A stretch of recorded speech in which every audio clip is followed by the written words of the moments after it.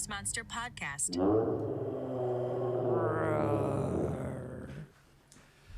Okay. My man Dayton is out today, but that's cool. We'll just do one camera angle, and that's pretty much it. I just jumped in the hot seat, and we have Kari Wallace on today on the Darkness Monster podcastrator. Here I am. Hi, Casey. Thanks for coming on, Kari. Yeah, you got it. Oh, okay. Before we get started, let me open my beer. We got Surf's Up Lager from, well, I was almost going to say Darkness Monster, but that doesn't make any sense. Grocery outlet. I bought these at grocery outlet, but it's brewed right here in Newport, Oregon, down the street at the Newport Brewery. That's true. Brody Beckstead. If you're listening, Brody. Bro. Oh my God, that was the perfect slurp sound. Delicious. That was the perfect slurp sound. I can't even imagine. It's probably delicious because it cost $4.99 for 4-pack. Right? No, $10.99. Oh, it was the cheaper of them. anyways. I actually do you like stouts? They have a stout. It depends, but yeah. Okay, Yeah. a lot of people don't. So I was like, it was the same price. I was like, I'd rather have the stout than that lager. But the lager, the light beers are great, but they're just so low in booze, you know? Like, I just want to get schlacked. You want to get schlacked right now? No, well, I we could don't. shotgun one. I can't have more than one beer on the podcast. I've had multiple beers before, and it becomes hard to focus. So I've had to cut myself off. Let me just check my shirt. Oh, looks like we're going good. Okay. You never know that tech stuff over there, and usually I got a buddy over there just making sure. Well, it's almost worse. You're like, oh, I'm not watching it, but he's gonna say, oh, it's not working. You're doing two things at once. You're doing a really good job. The sound's not coming through. Can you hear me? Casey, can you hear me? No, don't do it. Oh, no. Okay, let me grab my phone. I already shared my thing, so I have to do that. But it's so I can okay. keep track of time. So we I'm can't gonna go get over. my phone too. We can't go over 3 hours. But I try to stop it. I like that too. I didn't know how long to do these podcasts when I started. I'm like, oh, Joe Rogan does his for 3 to 4. It's like, well, I'm not Joe Rogan. How about 2? I did one with on the Nathan and Gabe show. Mm-hmm. I was on theirs. I think I was their only guest. I don't know if they've had a guest since me, and that's probably a good reason. I was probably terrible. I scared them. I talked about the sinners. The sinners, burn the sinners. No, I was just kidding. Who are the sinners, though? I mean, I don't know. they could be anybody. Yeah, hopefully. Maybe I'm one. Yeah, you are. We could just have a witch burning right now, but we're not going to. This is an inclusive podcast, And right? it's an inclusive. All witches are actually. I like the whole Wiccan, pagan dealio. I'm down with that. I Very, think very the pagans much. are cool. And I was watching this Netflix show. You know what I'm gonna get to? No, I have no idea. The Last Kingdom. Mm-mm. Oh, Nope. it's so good. Yeah, so good. Uhtred Bebenber. I've seen the Wicker Man, I think, and that's as far as I've gotten when it comes to like movies and stuff. That was 70s style. There was group orgies, and after that, I was like, I don't know. I think I'll just go and talk to plants instead. Yeah, they're easier. They don't talk back. They don't talk smack. You don't have to be naked in front of them. Yeah, it's like no strings attached. Have you ever heard the studies of plants and how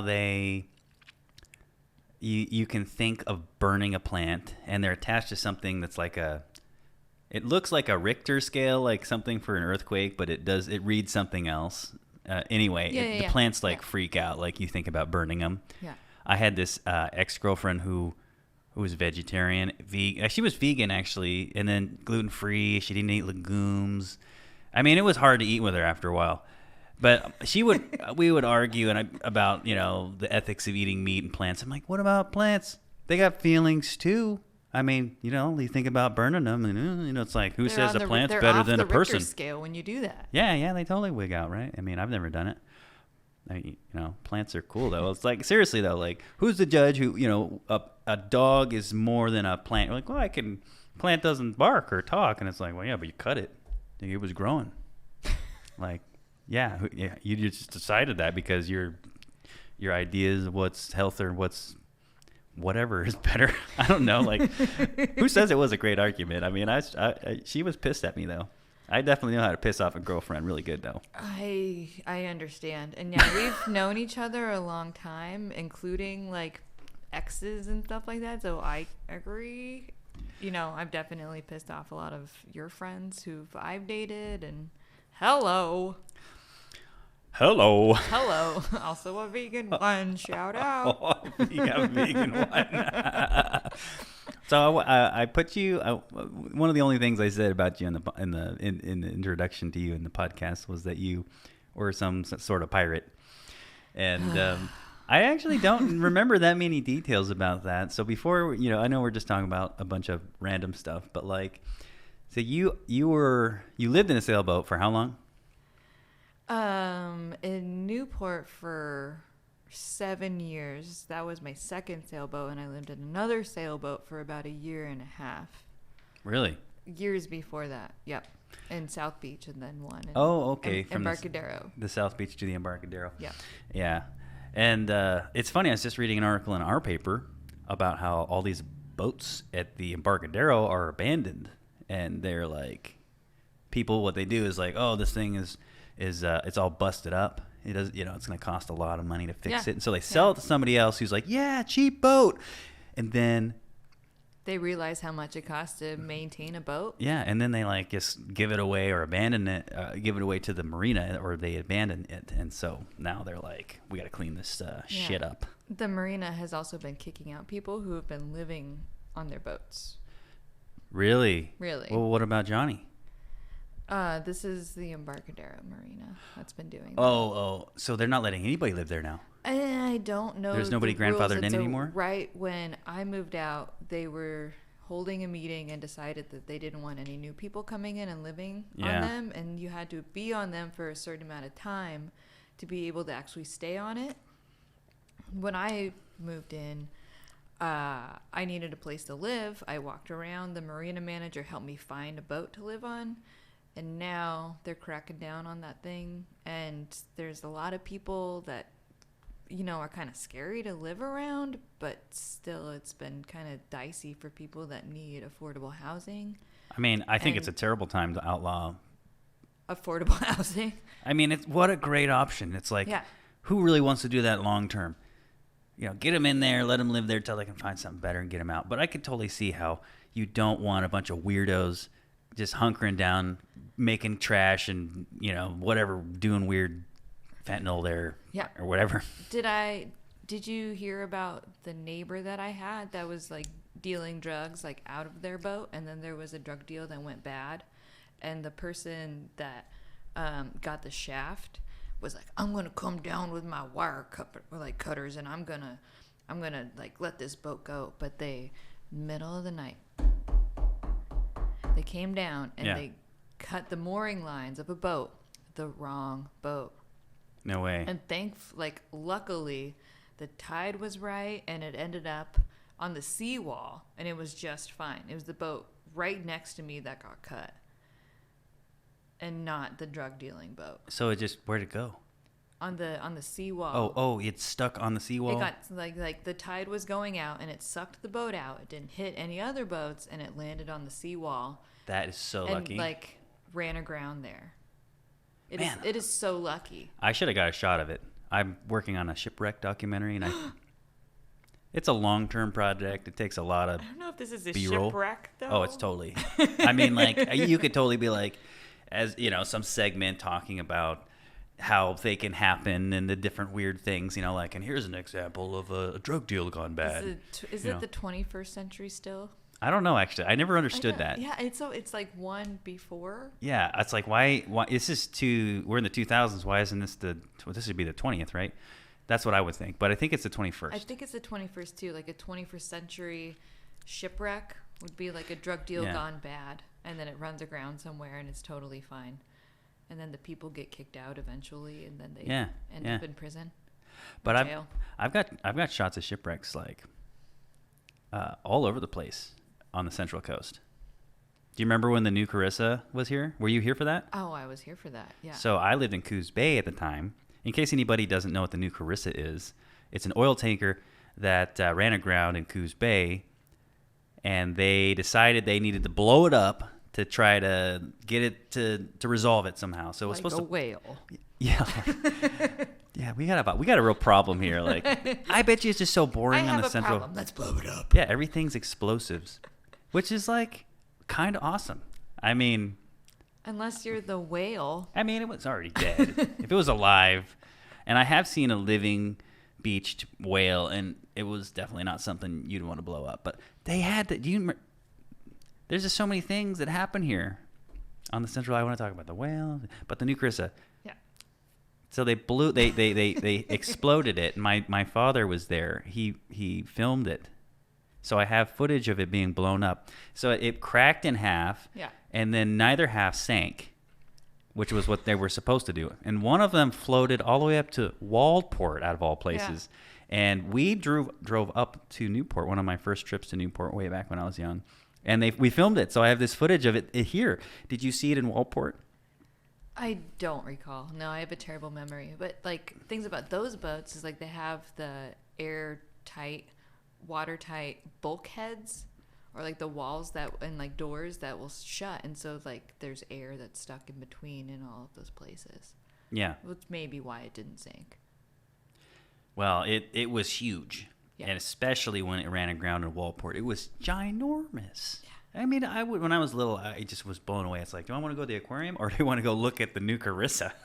Shipwreck. Yeah, shipwrecks, man. Were you here for the? Oh no, that was before you. The Blue Magpie. Mm-mm, yeah, you weren't born yet, and neither was I. We were just a twinkle in our father's eyes, if they were born yet. And a tickle in my mama's belly. That's a good one. A tickle in the uterus. Oh, jeez. So you lived in a sailboat for a long time, but weren't you crew on a boat that sailed around too? What was the deal with that? So oh gosh, how old was I? I was about 20, and I had no idea what to do with my life.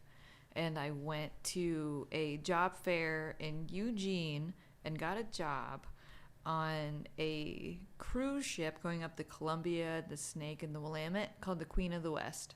And it was like it had a calliope, and it was a big sternwheeler boat. It had about 200 passengers.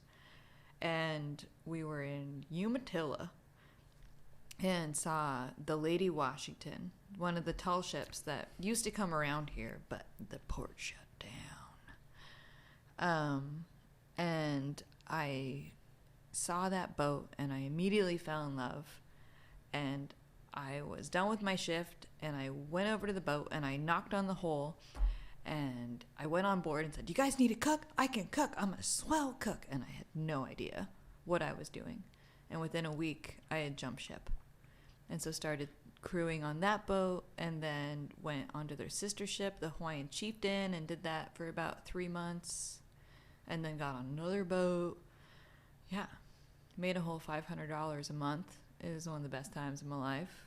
One of the greatest things you can do when you're 21 as well. Wow. Yeah. That sounds like a blast. So, it was a blast. So you made $500, but room and board was all covered? Completely covered. Yeah. So you were just like, it was kind of like a weird working vacation. Yeah, if you call, I don't know, it was like 16-hour days, and then I was crewing and cooking for everyone. No idea what I was doing. Drinking way too much. Dressing in like ridiculous garb, which is why you probably call me a pirate, like 17th century. 17th century garb? Scurry up the ratlins. Did you have a tricone? No, I didn't wear a tricorn, no. Damn it. But That I did would've make been so my cool. own clothes out of old material. Yeah. No way. Yeah. That's bananas. Do you have any pictures? Oh, somewhere I do. Yeah, it's all good. I mean, that's like that's like so cool. You actually jumped ship. I jump ship. My mother ran away and worked for the circus for a little while. Woman of my heart. Yeah, I actually need to ask her more about that. Like I dated a girl once for a little while who was a puppeteer. And she also worked for the circus in New Zealand. And yeah, there was a big earthquake. Everybody was traumatized. And Wow, this is getting sad really fast. Yeah. Yeah, but she was a puppeteer. It was cool. I wasn't really into her, but it was fun, like, doing puppets.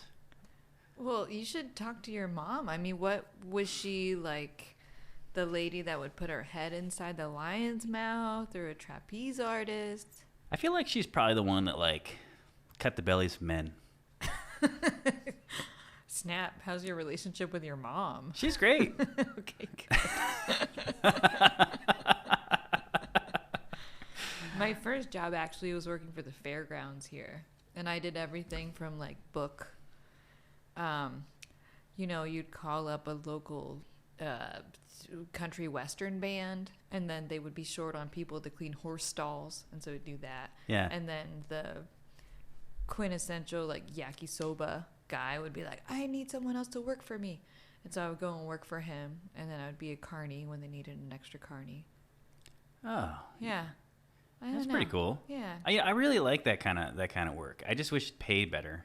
I'd be doing something like that. I was 14. I mean, it was great. I could walk to work and, just Yeah. fuck off. Yeah, I mean, Got the my good old friends days. in for free, like Yeah. out in the back when it was fair time. It wasn't bad. It was a great first job. Yeah, I remember working at Quiznos.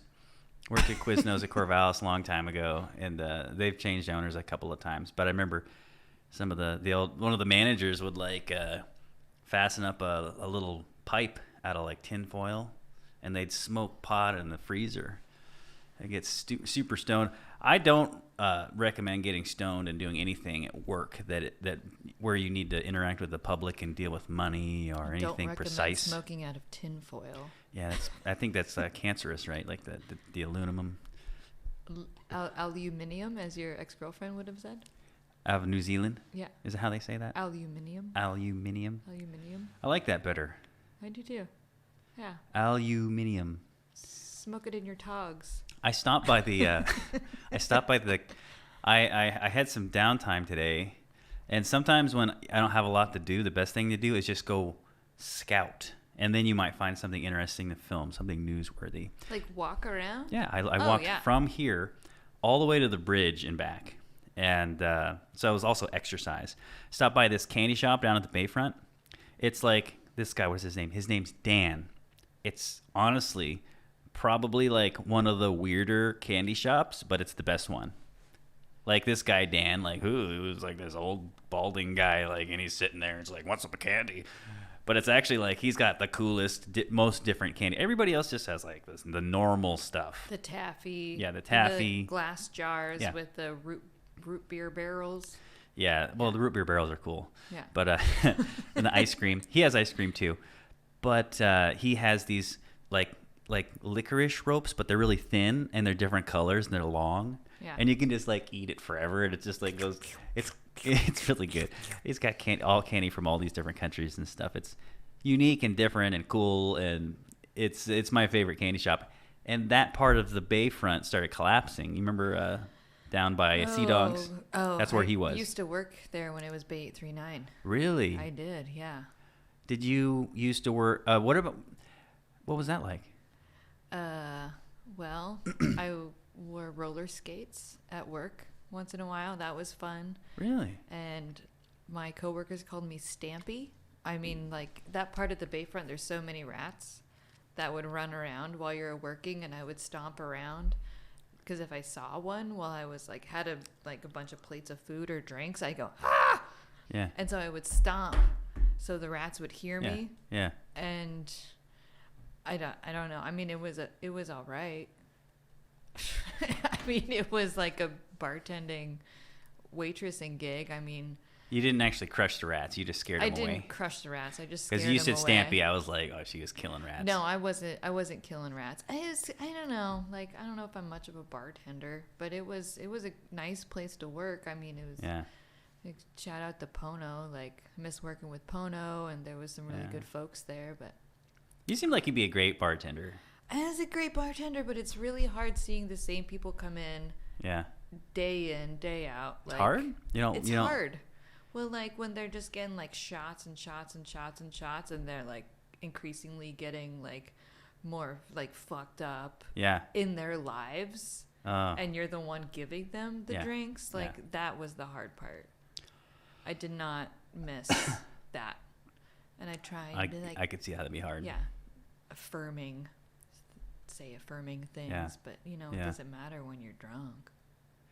Yeah, it doesn't. It doesn't matter as much. When I get plastered, I definitely remember. I feel like I remember really well, unless I black out. Or if you get close to blacking out, then it starts. But like, I'd always have conversations with this old buddy of mine, Josh, and be like, "Oh, we're gonna do some cool shit tomorrow," and then in the morning, none of it meant anything, and I'm like, "Yeah, we're gonna do that, right?" And it's like, no. I understand. Yeah. I mean, not the same, but I do have that recall. Uh-huh. Long-term recall, no good. Yeah. Short-term, Yeah. little bit better. Yeah. Yeah. Yeah, totally weird. So there used to be this, where Clearwater is? What was the bar before that? The one that all the locals loved? It's not the Pier. Was it Pier? Did you go there? Yes, I had been there. So I officially moved here in 2016, and I think Clearwater came in late that year or the next year. Port Dock. Okay. So that was apparently like the spot for the locals to go and drink. Wasn't it? That's what I heard. Here, like in Newport. I don't know if it was the spot. I mean, it was the spot for some people. There's like Bay Haven, and there's the historic, whatever the heck, the Barge Inn. But the Barge Inn isn't the same. No, it's not. Clearwater But owns the it. They E cleaned is it up. still the same. The what is? The backwards E is still the same in Tavern. It is. It is. It's still a backwards E. Oh, that's good. So they kept it. They kept the backwards E. They have lights and TVs now, but the E is still the same. They cleaned it up too much. Oh. The thing is, it's like... Their burgers are still good. Are they? Yeah. Oh, that's all that matters. Maybe I know their bar is the same. The building's the same. Building's the same. They did clean it up. Hard liquor now. They didn't have hard liquor before? Mm-mm. Okay, No, I would say that's... It was a real tavern.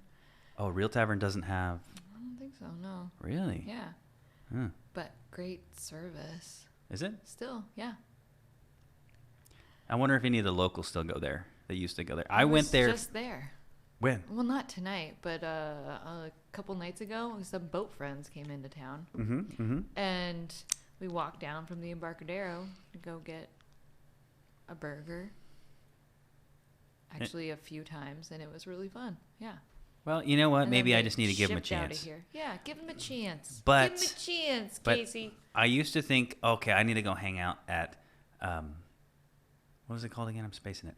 The Barge? The Barge, yeah. I want to go hang out at the Barge, and then Bay Haven can go F itself. But the Bay Haven looks a lot better. It's so crusty. Like, I want the saltiest, crustiest of the crust. Do you really? Like, Moby Dick's used to When be was the open. last time you showered? Like, I think you can go there if you haven't showered for When at did I- least 4 days. Oh. You Well, gotta I was wear- thinking maybe it was a couple days. You wear extra tufts? I don't own any extra tufts. don't I got know. Grundens. Wait, I don't like You Grundens? just go in there What's on wrong a- with Grundens? on a humid day in your Grundens? Yeah. I wear them all the time. I got them right now. Yeah. These are great. The thing about extra tufts and, they're really the cool, like, little trendy ones that people wear. I mean, I'm not going to lie. They think they're really cool. They look cool. But they're traction shit. Like, I go around in the mud in the woods, and those are for boats. How's your hiking, though? What Like, do you mean? I can, like, walk miles and miles and miles. I I mean, hike miles. I'm not going to say anything like, yes, get extra tufts. But I've always been able to walk around when I go to Alaska. Yeah. Like, they're the best for just wearing on the boat and also off the boat for being able to just, like, go around. Oh, in any totally. kind of I terrain. totally believe that. Yeah. And I was actually thinking I need a pair of those because I'm like wearing out my traction. Like I walked all the way to the bridge and back on cement and asphalt, and I'm like just these when you're filming though, like you end up. You don't Who know the wh- heck you knows don't- where I you end don't up? know where you're going to be. But I need to be able to like not slip in the mud, and you can't have like sneaker bottoms. Like with camera gear that you don't want to like. Oh, this camera gear costs $2,000. Really nice I'm just camera gonna gear. I'm gonna risk it out with these sneakers on here. Yeah. Oops. Don't worry, my work won't cover it. Oh, wait. Maybe not. Oh, no. But but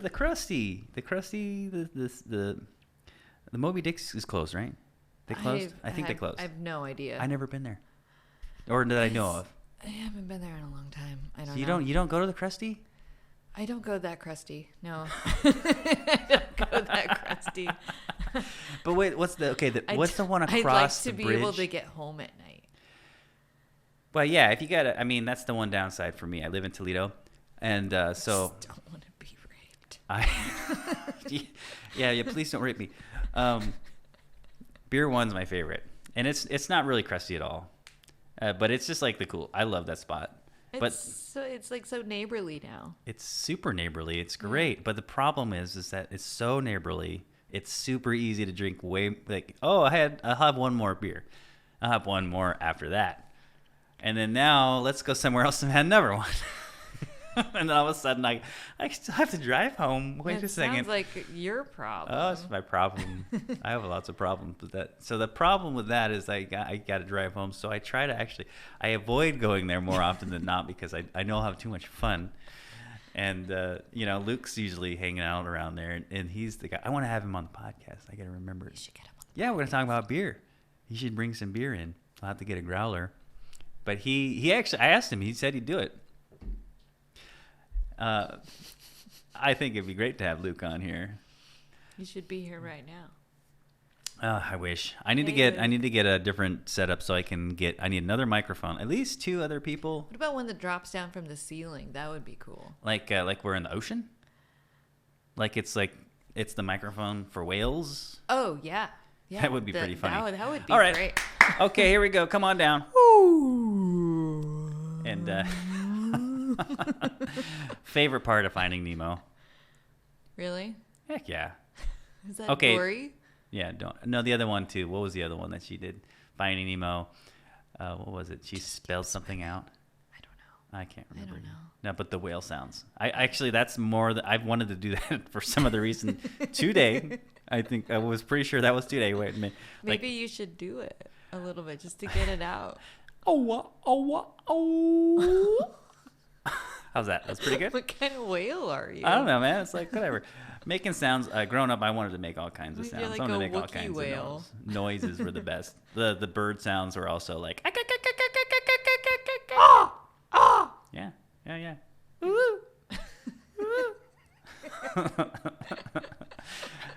The turkey though. You're pretty good at that. Yeah, it's not bad. Tried. Yeah. So here's what I found out about the turkey sound, though. I got a buddy. He's a turkey hunter. By the way, I didn't know for the longest time that turkey hunting, you actually try to shoot them in the head. You basically try to shoot their heads off, which is hilarious. They're so colorful. Yeah, you just blow their heads off with a buckshot. It's like, I think it's tight buckshot, but you blow them away.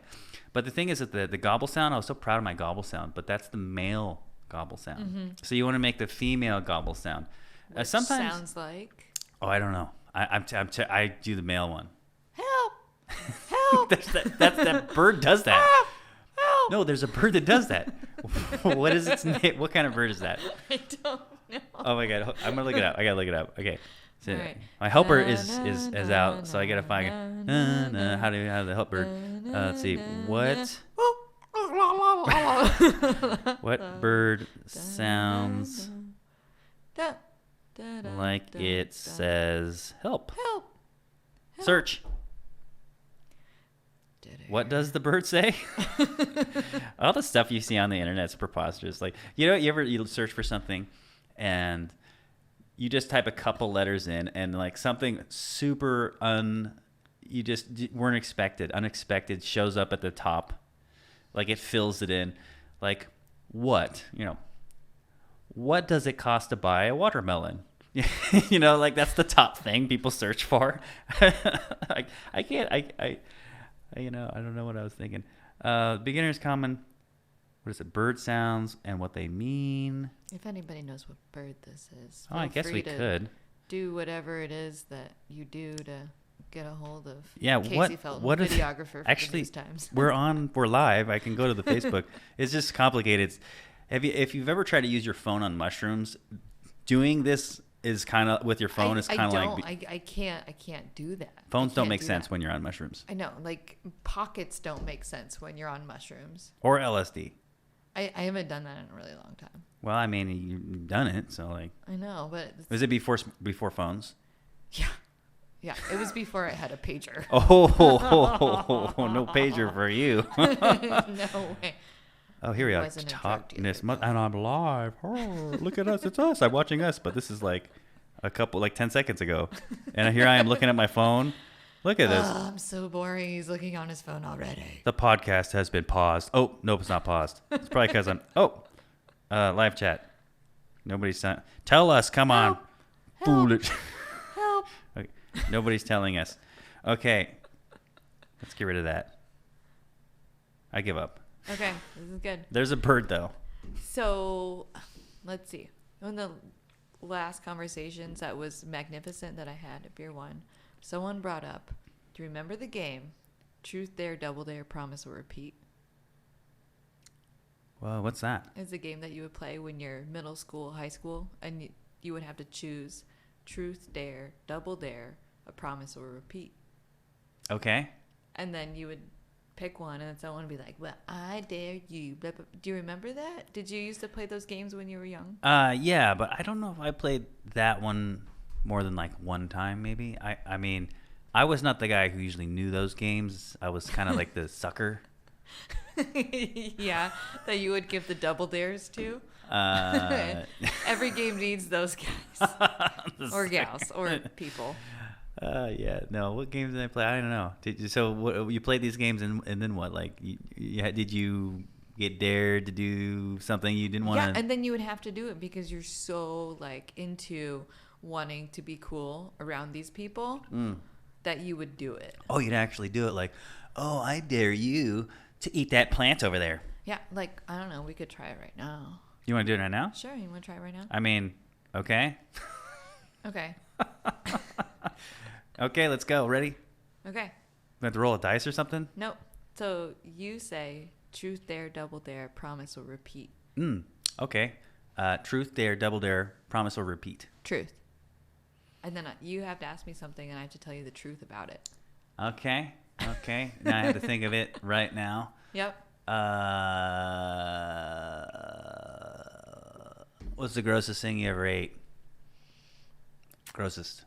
Well, I licked a slug once. Oh! Does that count? Yeah. Okay. That's pretty gross. Oh, slug? You licked a slug? Oh, yeah.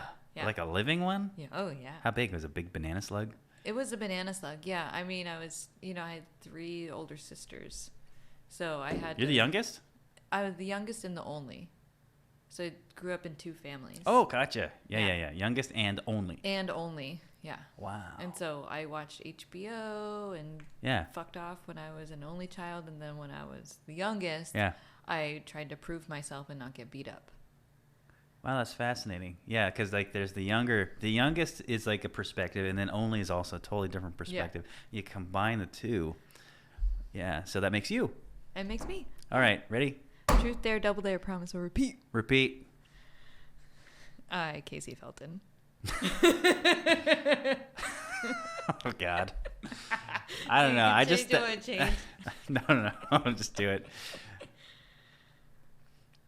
Somebody's gonna soundbite this. You have to say this. Okay. Okay.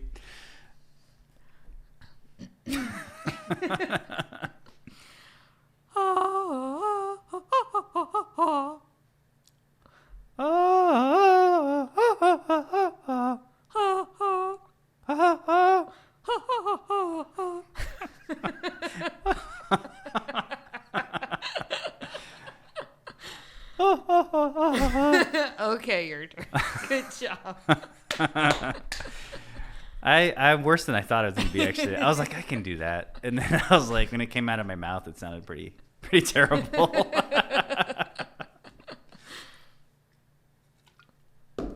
Okay. You're going to regret having me on. No way. No, this is good. You got to have different people different people to, like not everybody's serious or whatever. I mean, not everybody's been serious. We can be serious. I'm serious. No. Yeah, last time we talked about gnomes quite a bit. My girlfriend got pretty. She is not liking the gnomes. What does your girlfriend like? I mean, that you could talk about. She likes fish. I like fish. Yeah. She said she liked boats a minute ago, and we've talked about boats quite a bit actually. I like boats. Yeah, isn't boat kind of a funny word? What is it? Boat.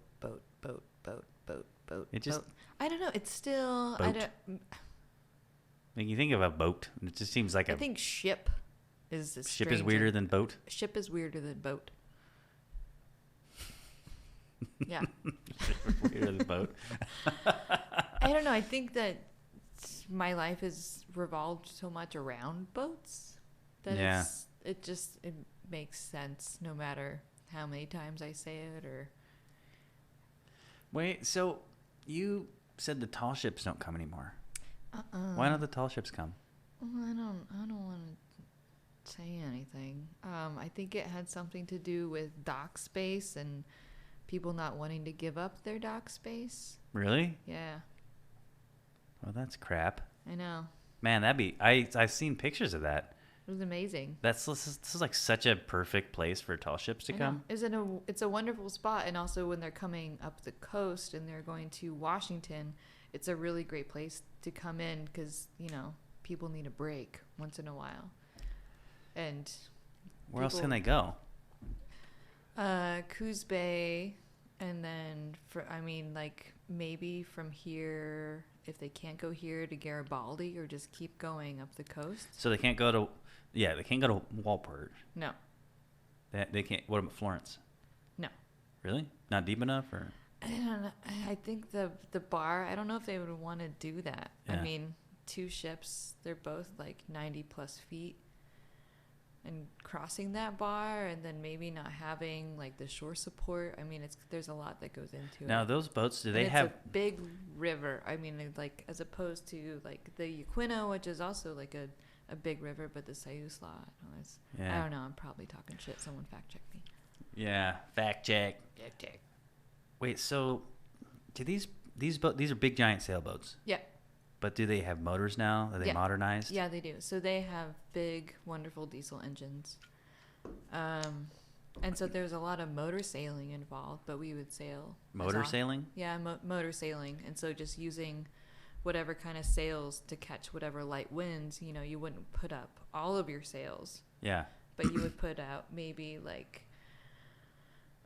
your jibs. So you're like your 4 sails, the sails in front of the boat in the bow. Yeah. To catch light winds. And so it probably helps with fuel efficiency. Yeah. What do they ever just fully sail? And it's fun. Do they just shut the diesel off and just really sail? Yeah, there's a lot of times that we would just sail. Really? We were able to. Yeah. That's so cool. Yeah. And I'm guessing they probably always turn the diesel engine on when they're coming into a port.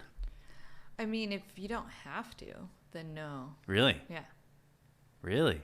That's cool. Yeah.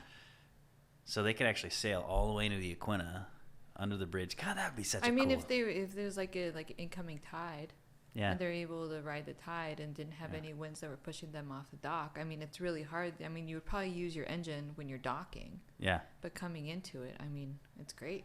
So are those boats, are they all like pretty old?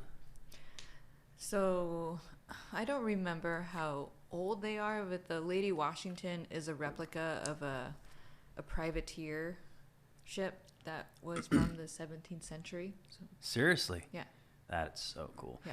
Wasn't one of those in the Pirates of the Caribbean? Which one? The first, it was the Interceptor. The Interceptor. I think it was the HMS Interceptor. Was that the fast one? I think so. Yeah. Is it now? When they say fast, what do they mean by fast? Like sleek and streamlined, and just like a beauty of a ship. But not just actually like speedy. Well, I mean, it's just like the shape of the boat and the people that could sail it and the sails and the way that they're able to. But the Lady Washington wasn't that fast of a boat, but for the movie, I guess it helped to say, oh, she's a fast ship. And you were crew on it? Yeah. What was it like on that? Was it cool? My first day was terrifying. Why is that? Um, so let's see, we left. I got on in Portland, and the first place that we docked, everyone was really excited, and they're like, "Let's watch around Cape Horn," and I kept hearing gay porn. Yeah. And I'm not, opposed to gay porn at all. But I was like, wow, everything is very new to me right now. I don't know what I just got myself into. Yeah. And like little 21-year-old Kari just backpacked, mom dropped me off on the dock. Mm-hmm. And like, now I'm going to watch a bunch of gay porn with strangers. Okay. But it turned out to be this wonderful old film called Around Cape Horn, which was filmed in the 50s, that a guy was getting on a boat that they were going to be going on a circumnavigating trip. And he filmed himself getting ready for it. And he was from Iowa or something. And so he would climb up like telephone poles and windstorms to get ready for it. Yeah. And so we watched Around Cape Horn on one of the sails. We would have what's called a mainsail theater. Yeah. And we would project movies onto it. But I thought I was going to watch a bunch of gay porn with strangers. And it was kind of terrible. Like, oh my God, okay. I could see how that'd be a little bit weird. Like, Yeah. you're like, what? Yeah. So, Lots of whiskey, lots of who knows what the hell's going to happen. People wearing interesting garb. oh man, I wonder if It was that's the best. I wonder if that's they still do that now. I don't know. I mean, You maybe. think I COVID hope- killed it all? I don't know. Maybe it'll come back. I really don't. It's been weird. So like I think it was like 2 years before COVID is when they weren't allowed here. But I used to go and help them and like do like shore support. Whenever the boats would come in, go there and meet them. Like, hey, I have a ride if you need to go shopping, laundry, whatever. Oh, because you knew them. I Did you when you were with them? Did you come into the Yaquina Bay? No, I was up north doing so in the summertime. We were around Washington and we would sail around the San Juans and go to Port Angeles, and then they come back south and go to somewhere in California during the wintertime. Did you ever see any heavy seas? Not on that boat, no. Man, that'd be like, well, I guess they have motors now, so they can like probably motorboat their way out of it. But Yeah, but I'd still be any scared boat. shitless. Like those are the boats that they always sank. There's this Netflix thing about pirates, and they reenact it all. Yeah. Oh, it was so good. It was so good. What's your thing with pirates, though? I don't know. I mean, it's cool. It's super cool. What's wrong with that? Like they had this free life where it was adventure and the whole thing on the boat too. Like everybody's So it's like boat people, not just like pirates, though. I suppose it doesn't have to. I mean, it could be a big camaraderie on a giant sailboat, I guess. That's one of the greatest things about being on a boat and living on a boat and working if you have good camaraderie. I think everyone should have to like work on a boat and learn what it's like to have to take care of your home, because if you fuck up your home, you're dead.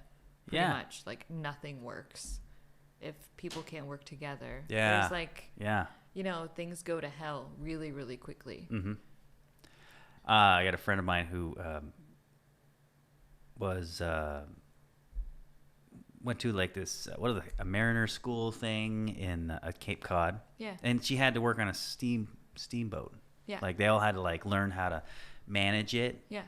I'm spacing the details of what exactly. It's like a sort of a sea thing. It got them ready to go on to boats and. Yeah, there's maritime colleges. Maritime, that's what it was. It was a maritime Yeah. college, and so that's kind of like exactly what you're telling me. Like they all had to go on there, and they all had to learn how to. They would learn engineering. They would Yeah. learn all these different things, and they would come out hopefully with like an engineering license, captain's license. Hopefully with a captain's license after doing that. Yeah, a lot of people I sailed with Yeah. had gone to maritime schools. Really? Yeah. It seems perfect. I mean, to be honest, like, I mean, if I could go back, I would consider doing something like that. That'd be really cool. I know. Like, I didn't like. No one knows that exists, and it's a subculture, and it's an amazing subculture. But we live right here. well, there's just so much cool stuff, and I don't really feel like a lot of that was made clear. Like, oh, I can either be like a doctor, or an electrician, or like a plumber, or like what else is there? Like, although to be honest, I don't think I want to be on a boat because my friend who her name's Danielle was just telling my girlfriend and I about how these people are on these boats and they basically work around the clock. Yeah. And they're out there for like months at a time or something like that, and like that's your life. And yeah, it's crazy. It's like this big boat we saw. We just went up to Seattle. We came back from Seattle, and it was right outside, right across the border from Portland, a little further. It's by this McMenamins. There's this big oil tanker. She looked it up. Maybe, I don't know. Yeah. And it's like, oh, it's going to Japan next. And it's just like sitting there, and it's like I'm like looking for people. Like, are there any people on there? I can't see any people. Like, it's huge, and it's like you think you'd see somebody like milling around on the deck or doing something, and like no, they're all inside, and they're probably all doing something. And there's like, it's like 16 people, and it's huge boat, giant, massive.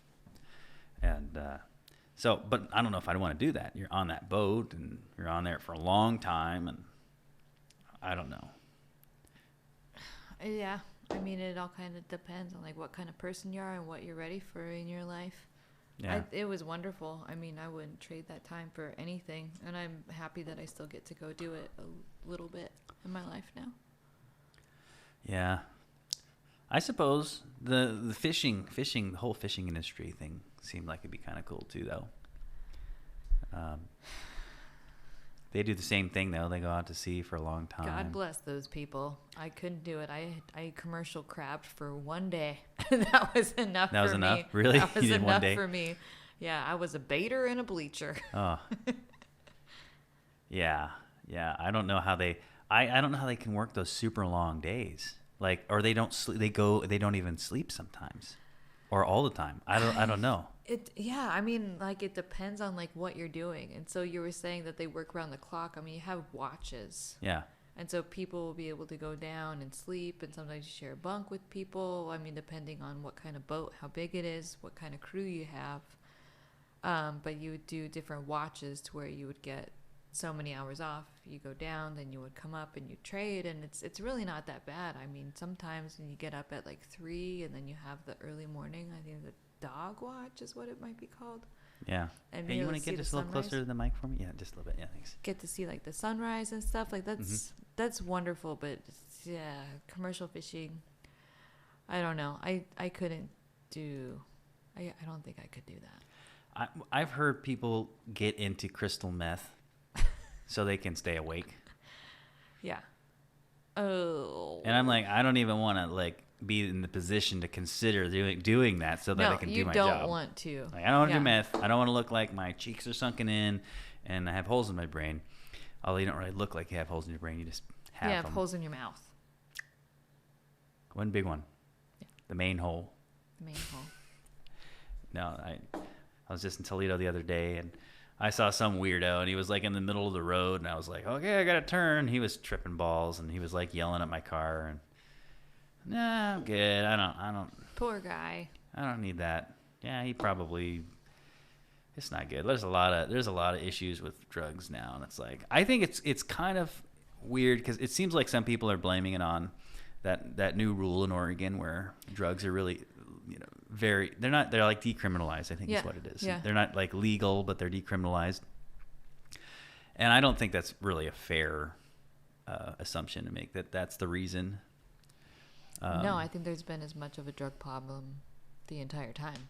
Like, I don't think it's gone up. I mean, I'm not sure. I haven't looked at numbers, but I don't think that it's changed. I mean, I know that it just keeps getting worse with, like you were saying, like with fentanyl and with stuff that's able to, like, you cut, it's so cheap and so easily, so readable to be able to use and to put into other things.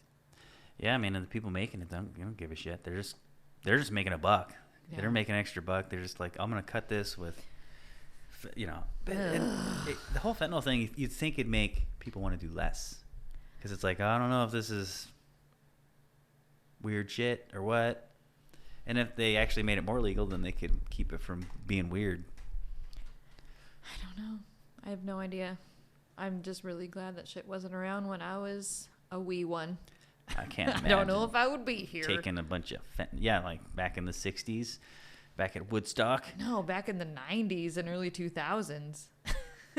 Oh yeah, for sure. Remember, like right when I got out of high school, people started doing like oxys and heroin, Mm-hmm. and I was like, oh, thank God, I missed that boat. You missed the boat. I missed that boat. That's one boat I missed. Yeah, totally. The boat.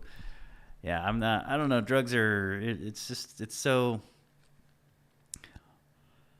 it's just easier to not do them now. Like, I used to smoke a lot more pot. I'd eat a lot more pot.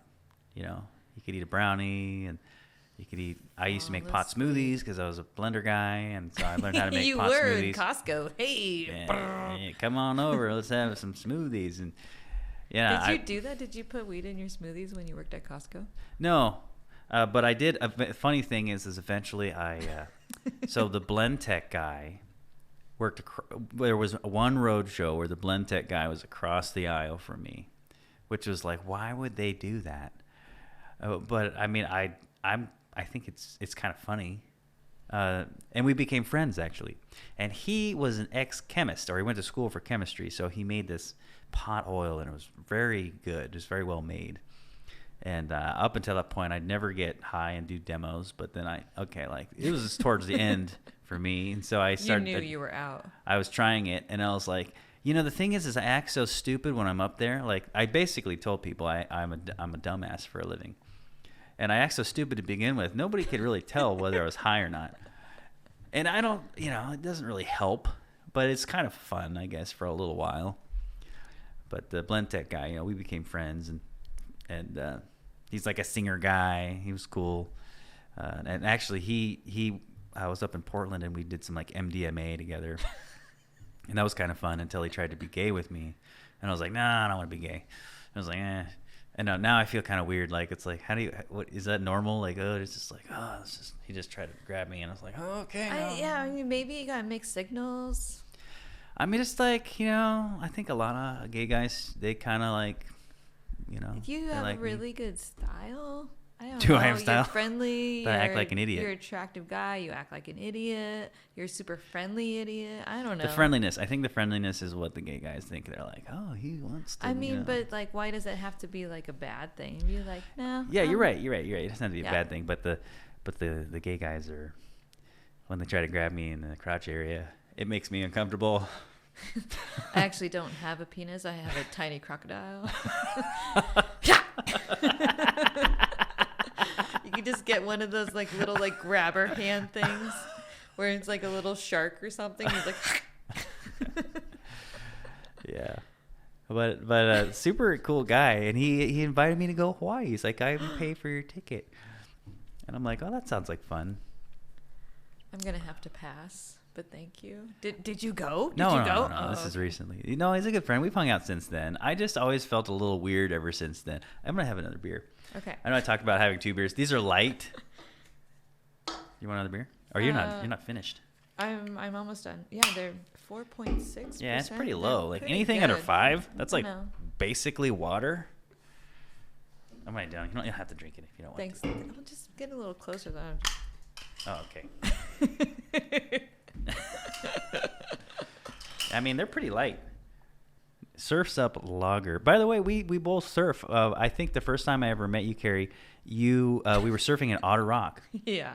And it was funny. God. All the guys on the beach were swooning. They're like, oh, it's Kari. She's out here surfing. It was pretty funny. And then you're all out there just dropping in on all the guys. Oh, I can do whatever I want. You got to sometimes, or else you're gonna get cut off on like every wave. You freaking dropping on me.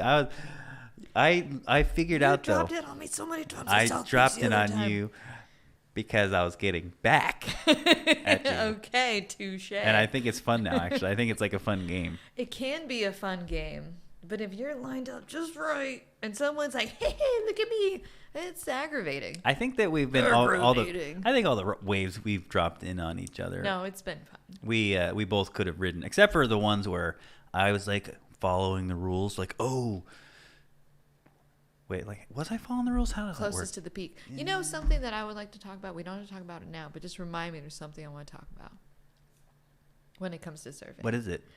Stand-up paddleboarding. Oh, I love how Johnny calls them sweepers. Sweepers, yeah. Because they do. They're sweepers. And it makes them sound so Nothing ominous. against sweepers, but is there any etiquette to there? Is I know for prone surfing, Yeah. people just like laying on your board and like catching a wave, either laying on your board or on your knees catching waves. There's like a protocol. There's etiquette to it. There should To be. catching waves on your Yeah. knees? No, I mean, well, just like if you're not sweeping. So like the person closest to the peak. Oh, no, it's the same. It's the same.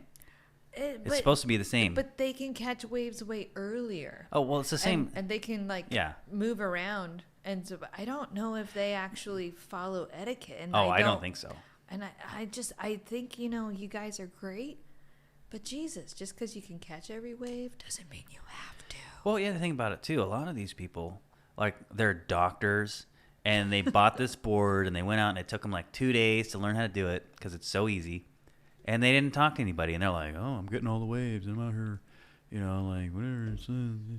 And maybe they're like, maybe the shortboarders got pissed at them, and they're just like, don't care now, and they're just going to burn them as many times as they want.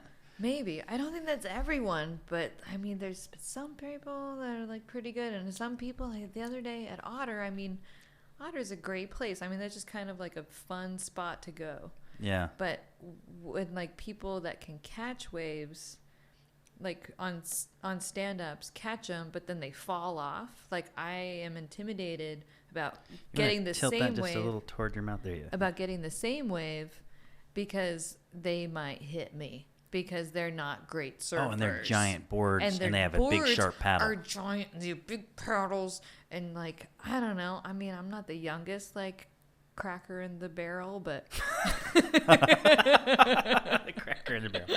So, but I can still move. no, I mean, it's an interesting thing. It's kind of like drones. You can just sell it. You can just sell it to any Yahoo who's got the cash, and they can just do the dumbest things with it. I see the point though, like with your body when you get older and stuff, and like it is easier for people that can't like pop up and their knees and their back and everything. But still, like I think that there should be more of an etiquette. Like you shouldn't go after every single wave and like at least make eye contact with other people, which I think is a huge You could probably thing. call it like the anti-social surfing, because they don't have to like, they can go and just be outside everybody, and you only interact like when you're passing them, and they can scowl at you. Passive aggressive Yeah. janitors. Because it's already a little weird between shortboarders and longboarders, and I've kind of yeah. established that I'm just not really ever going to be a real shortboarder. Like You're it's just kind not of as a much fun. mid-lengther too, You a know, little bit. and it's just like, it's so much more fun to be out there and just be on a floaty thing. Yeah. And this is Oregon, and there's this threshold you have to do to get good at shortboarding where you suck for a long time, and then you get good at it. But then even then, it's just your wave selection is so much more limited. You can only ride certain waves, and some of those people got a little bit better selection because they're really good, like like Billy.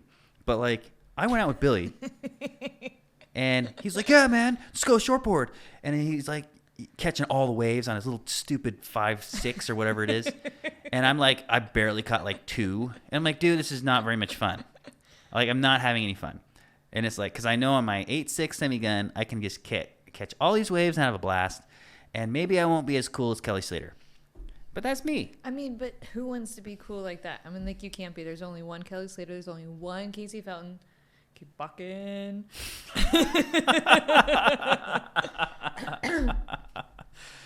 Yeah, well, it's about fun. Yeah. And the thing is, it's just there's a lot of ego. I was just looking at, I got this killer shot. And the funny thing is whenever I'm filming my buddies, I film them at, riding their barrels and shit. Like, there's always some random guy who actually is super famous, and I accidentally get a sweet shot of him.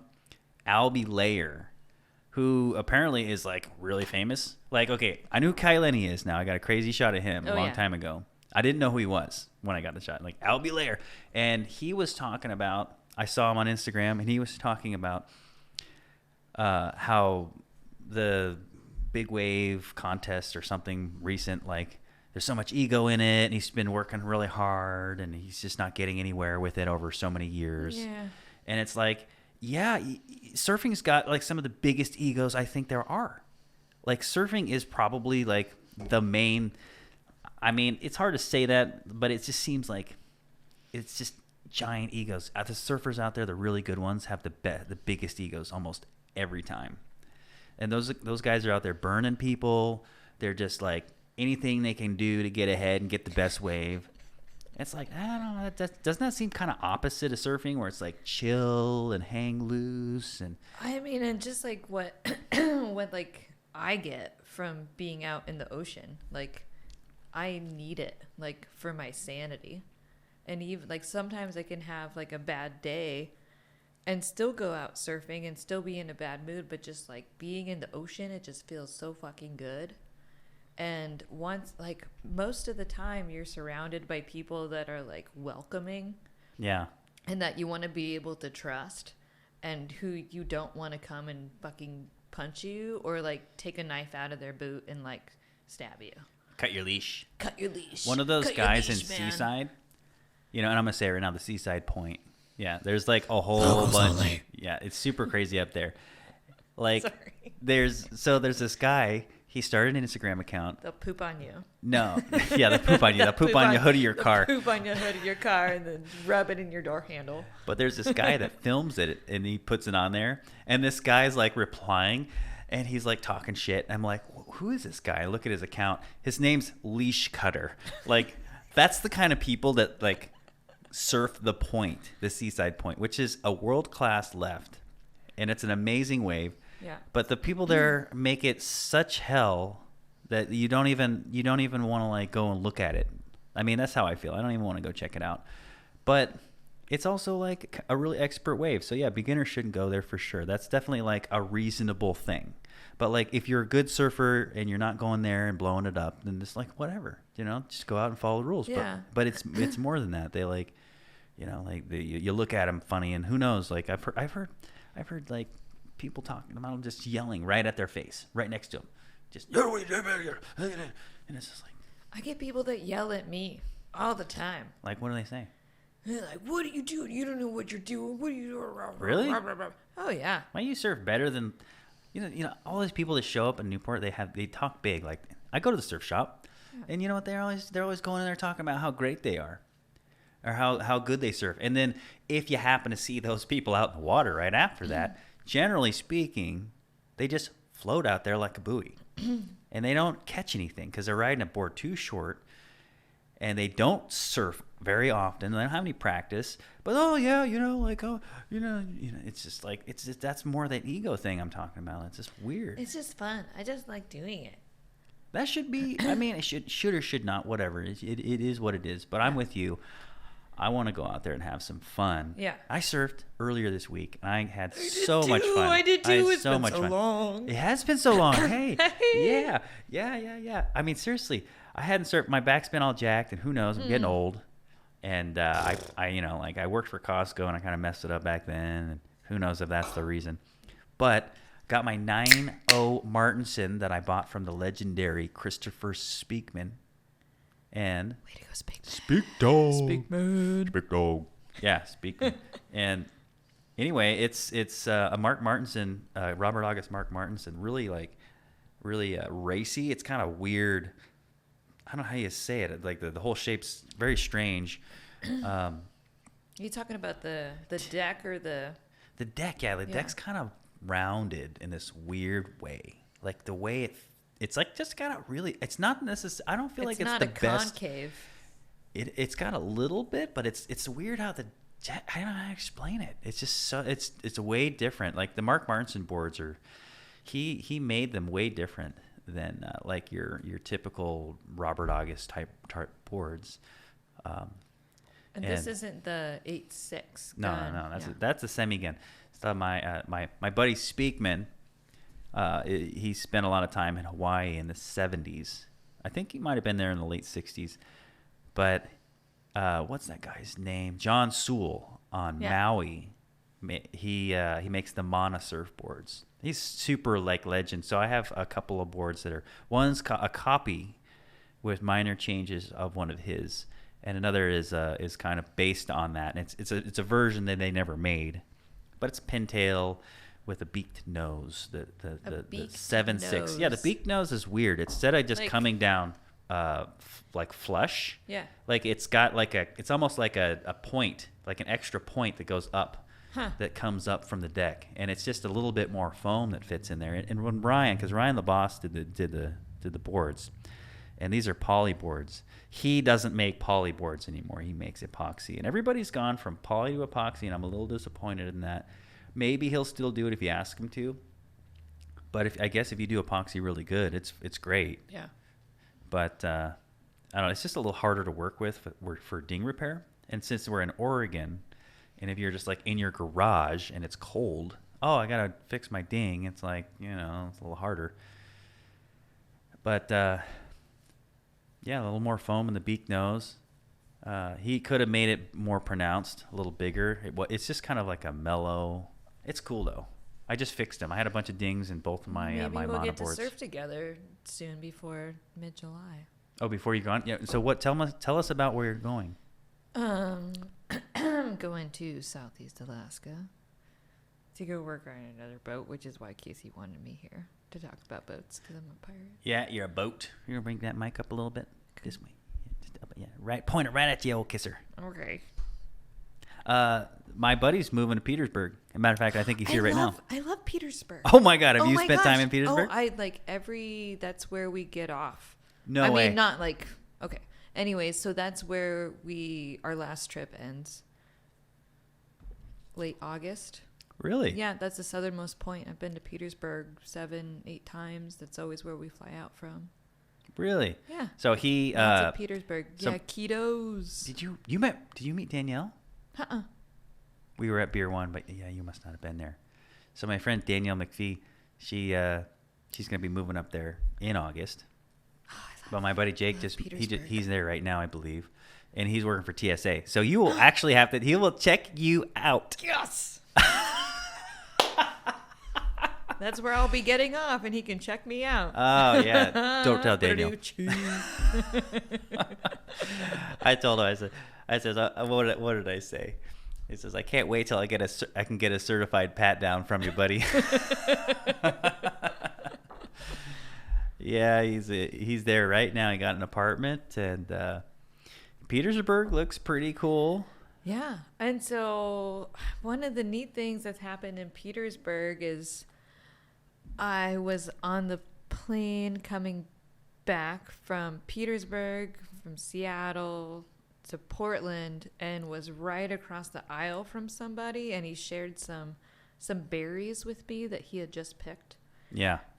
Turns out we were both getting off in Portland and shared the berries, had a good conversation. I had nowhere to go, so I got to go over to his friend's place and spend the night, and the next we exchanged numbers, and the next year I went back and hung out with him, and he works with the radio in Petersburg. He has a little radio program there. Really? Yeah.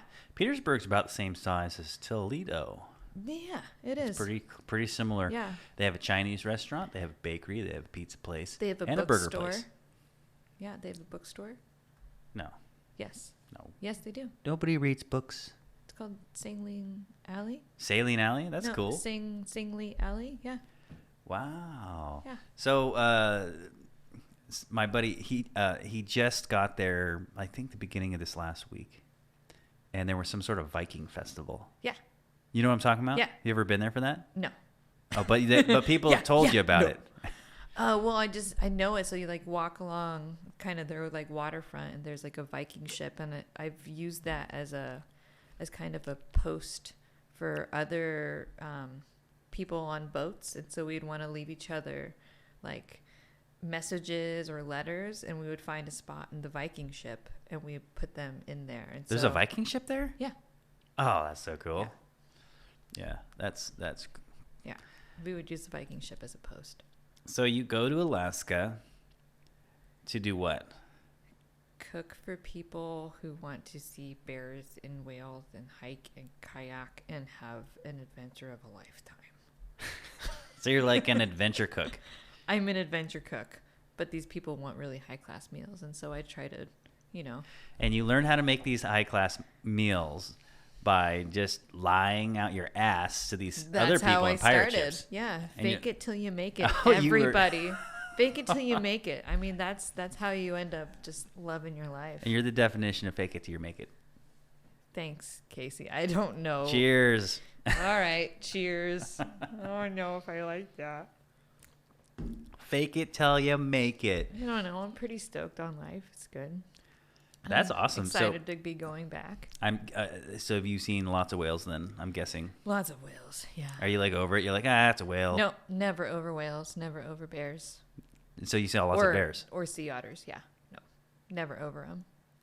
What's the biggest bear you've seen? A big grizzly bear. Like, tall as that light over there? Yeah. That seems pretty reasonable actually for a bear size. Yeah, It's I like mean, I think like a black bear, like if it stood up, like a black bear. a big black bear would But you've be seen- about that high. Oh, grizzly or bigger. Yeah. Yeah. That's big because that's like 7 feet. Yeah. 7 feet maybe. Yeah. It's a big light. Big bears. Big bears. Yeah, my buddy's a hunter, so he's up there and he's hoping to, go up there and An outfit. he's probably gonna start dressing the leather. But at work, which is funny, he used to be like a fish guy, and he'd hike streams and stuff. Yeah, Or someone that used to work here doing fish stuff. up in Tillamook. Oh, okay. He was up in Tillamook. All right.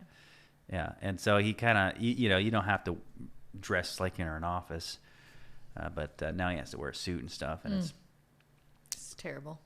But I'm thinking like, yeah, why not wear the Paul Bunyan Grizzly Alaska whatever? I mean, what does Paul Bunyan wear? He's pretty much wearing all leather, right? I don't know. I was just down in The Redwoods. Northern California in the Redwoods, and the Paul Bunyan, he was wearing like dungarees. What's a dungaree? It's I mean, they're like blue jeans and red and black flannel.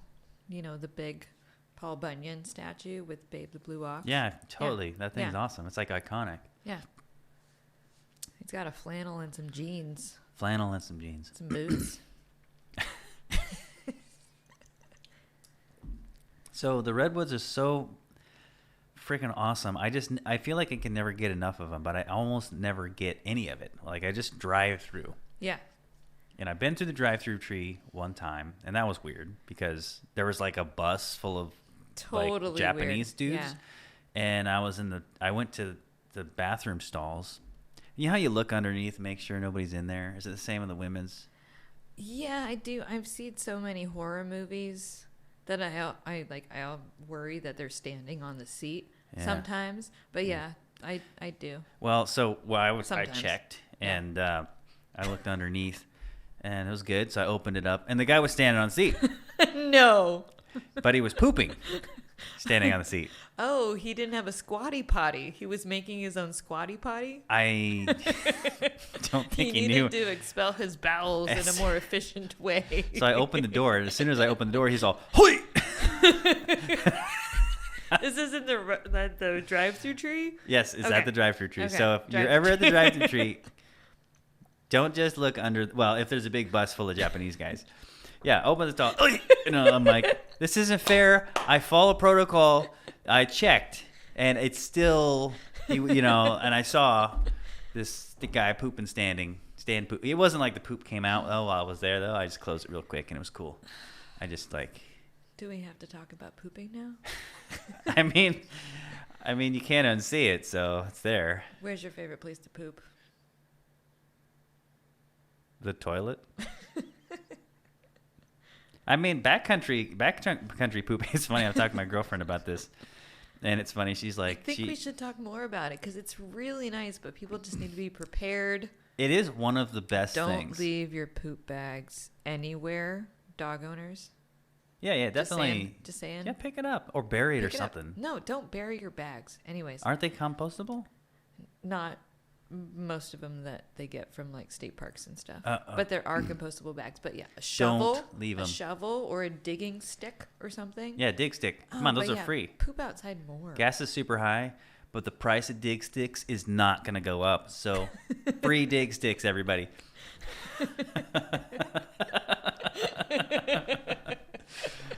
Yeah.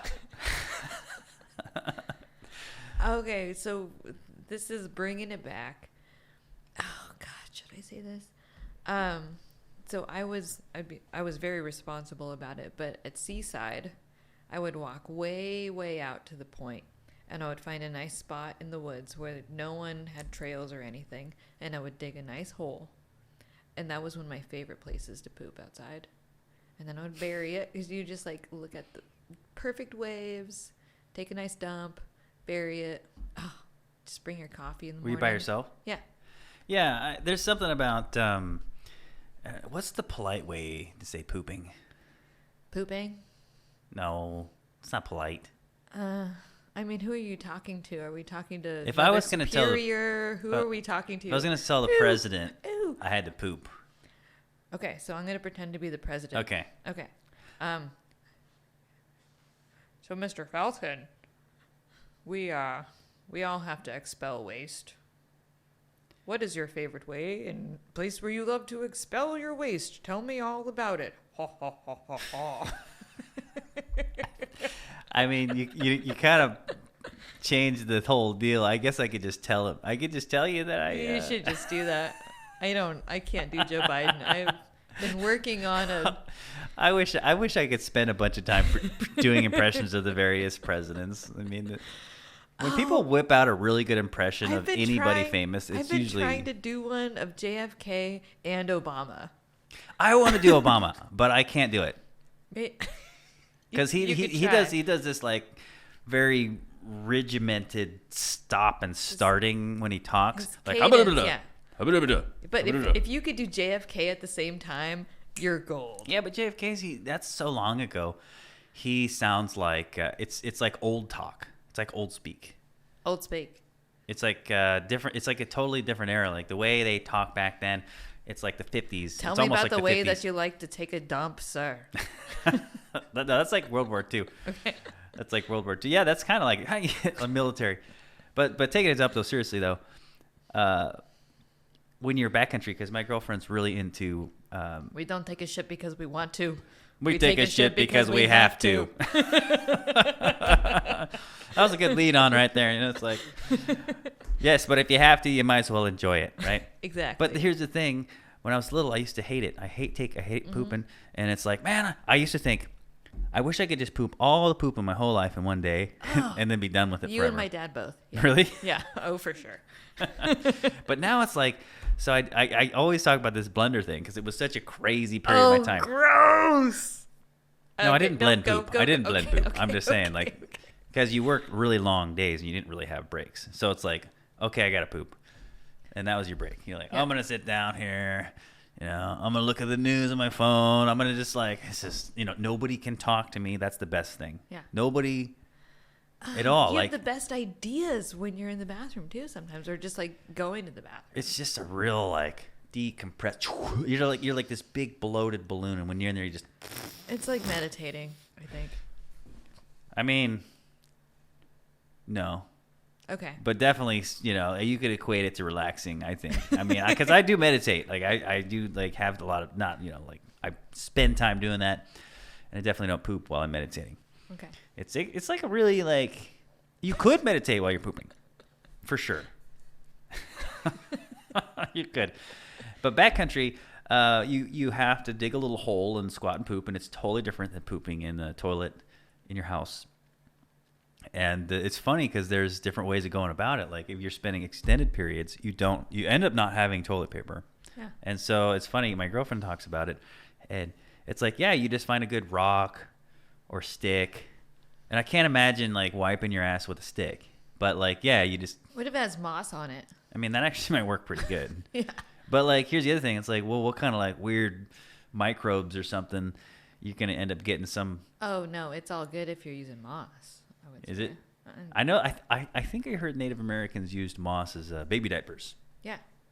And a lot of moss actually has antimicrobial properties. Oh, really? I want to say. So there's no like parasites that are gonna crawl up your ass and give you some sort of man's worm beard or something. Usnea, is used for putting into wounds. And so, like Really? the long, droopy, grayish, bluish stuff that is an indicator of good air quality that we have around here a lot. Yeah, and so that you can pack. I mean, don't anyone go and do this. I mean, you could, but you know, look it up first. But yeah, antimicrobial properties. Nature is so freaking amazing. It's the most amazing. I have this. I fell skateboarding, and I have this. You know, and actually I had this big scab, and surfing took it right off. Oh, It kind of hurt though. yeah. But I have this natural healing goo. Salve. Salve. Yeah. Salve.